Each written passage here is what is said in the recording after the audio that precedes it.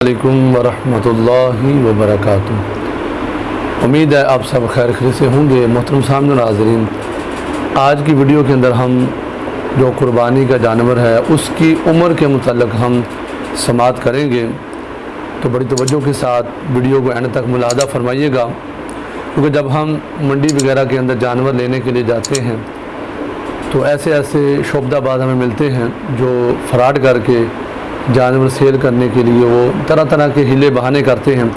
तो इसलिए हमें जो भी हम जानवर ख़रीदे, छोटा ख़रीदे बड़ा ख़रीदे, हमें उसकी उम्र के मुताल्लिक़ जो है वो अच्छे तरीके से मालूम होना चाहिए।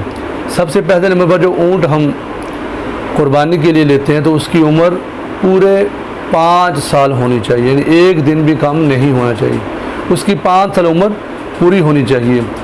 और इसी तरह गाय है तो उसकी उम्र जो है वो 2 साल पूरी होनी चाहिए। इसके अंदर हम वो बच्चा भी ले सकते हैं, कट्टा भी ले सकते हैं, तो उसकी उम्र जो है वो 2 साल पूरी होनी चाहिए। जो बकरा हम लें उसके अंदर बकरी है, दुम्बा है, दुम्बी है, भेड़ नर मादा दोनों शामिल हैं, तो इनके लिए 1 साल का होना लाजमी है।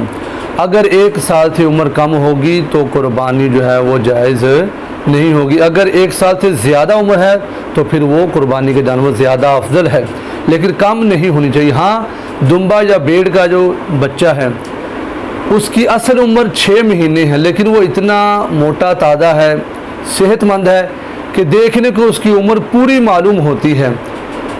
हालांकि उसकी असल उम्र सिर्फ 6 माह ही है, लेकिन इतना वो सेहतमंद है कि देखने को 1 साल का लगता है, तो लिहाजा उसकी कुर्बानी करना जायज़ होगी।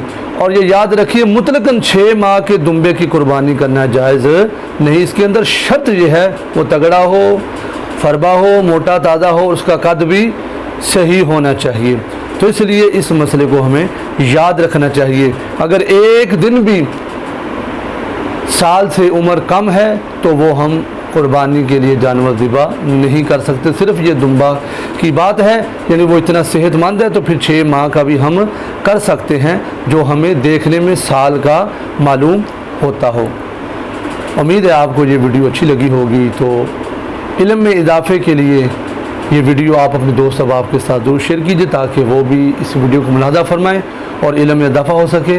अल्लाह करीम हमें सुन्नत इब्राहिमी को सही तरीके से और अपनी रज़ा और खुशनुदी के लिए अल्लाह करीम तमाम मुसलमानों को ये कुर्बानियाँ देने की सादत अता फरमाए। आमीन।